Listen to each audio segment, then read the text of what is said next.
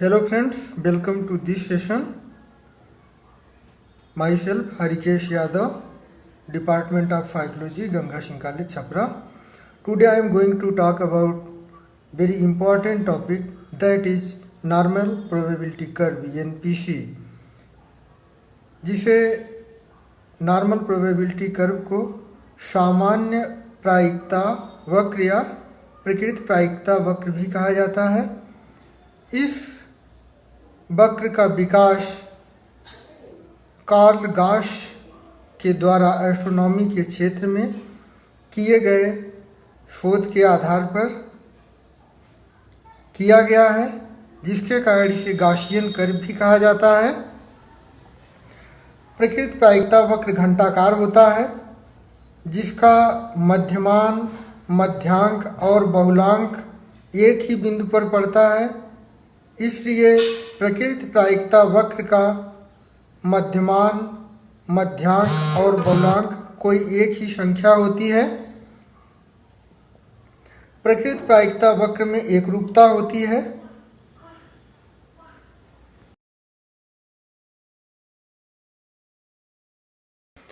प्रकृत प्रायिकता वक्र की कुछ विशेषताएं होती हैं। सबसे पहली विशेषता यह है कि प्रकृत प्रायिकता वक्र घंटाकार होता है। नंबर 2, प्रकृत प्रायिकता वक्र में एकरूपता होती है। नंबर 3, प्रकृत प्रायिकता वक्र के दोनों मध्य से यदि दो भागों में बांटा जाए तो दोनों भागों में समरूपता होती है। इसका मतलब प्रकृत प्रायिकता वक्र में विषमता नहीं पाई जाती है। वक्र अपने दोनों सिरों को कभी भी आधार रेखा को या अपने धरातल को कभी भी टच नहीं करता है। इस प्रकार प्रकृत प्रायिकता वक्र ±1 के बीच अनंत तक फैला होता है। इसका अर्थ यह है कि प्रकृत प्रायिकता वक्र के अंतर्गत कभी भी 100% प्रेक्षण सम्मिलित नहीं होता है। इसके अतिरिक्त व्यावहारिक कारणों से वक्र की दूरी को 6 भागों में विभाजित किया जाता है, जिसे 6 सिग्मा प्रमाणिक विचलन कहते हैं, जिसके अंतर्गत वितरण के 99.73% केसेस सम्मिलित होते हैं।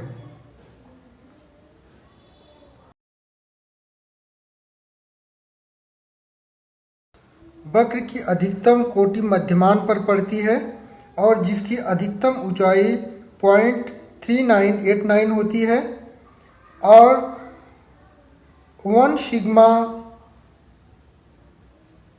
ऑर्डिनेट की ऊंचाई 0.2420 होती है। 2 सिग्मा ऑर्डिनेट की ऊंचाई 0.0540 होती है और 3 सिग्मा ऑर्डिनेट की ऊंचाई 0.0044 होती है। 1 सिग्मा स्टैंडर्ड डिविएशन के अंतर्गत लगभग 68% प्रेक्षण आ जाते हैं। 2 सिग्मा स्टैंडर्ड डिविएशन के अंतर्गत 95% प्रेक्षण आ जाते हैं और 3 सिग्मा स्टैंडर्ड डिविएशन के अंतर्गत 99.73% केसेस आ जाते हैं।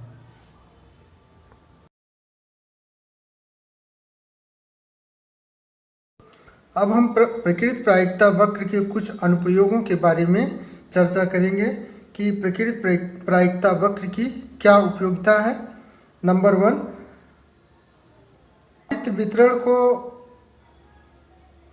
समरूप करने के लिए या आवृत्त वितरण को सामान्य करने के लिए वितरण को प्रकृत करने में प्रकृत प्रायिकता वक्र का उपयोग किया जाता है। मनोवैज्ञानिक परीक्षणों या मापनी के मानकीकरण के लिए प्रकृत प्रायिकता वक्र का उपयोग किया जाता है। प्रयोग के द्वारा इकट्ठा किए गए प्रेक्षणों की सार्थकता की जांच के लिए प्रकृति प्रायिकता का उपयोग किया जाता है। किसी जनसंख्या प्रयोगों के आधार पर प्राप्त परिणामों को ध्यान में रखते हुए किसी जनसंख्या के बारे में सामान्यीकरण करने के लिए प्रकृति प्रायिकता वक्र का उपयोग किया जाता है। इसी प्रकार दो वितरणों की तुलना करने के लिए भी प्रकृति प्रायिकता वक्र का उपयोग किया जाता है। एकांशों की कठिनता स्तर जिसका उपयोग प्रश्नावली या परीक्षण के विकास में किया जाता है, तो एकांशों की कठिनता स्तर को भी निर्धारित करने के लिए प्रकृति प्रायिकता वक्र का उपयोग किया जाता है। इसके अतिरिक्त समूहों के वर्गीकरण में भी प्रकृति प्रायिकता वक्र के सिद्धांतों एवं विधियों का उपयोग किया जाता है। इसके साथ ही साथ सार्थकता के स्तर को पता लगाने के लिए भी प्रकृति प्रायिकता वक्र का उपयोग किया जाता है। सामाजिक विज्ञान के अंतर्गत आने वाले विषयों में ज़्यादातर शोध प्रकृति प्रायिकता वक्र के संप्रतियों एवं मानकों को ध्यान में रख करके किए जाते हैं। इस प्रकार प्रकृति प्रायिकता वक्र सामाजिक शोध को करने में अत्यंत उपयोगी है। धन्यवाद।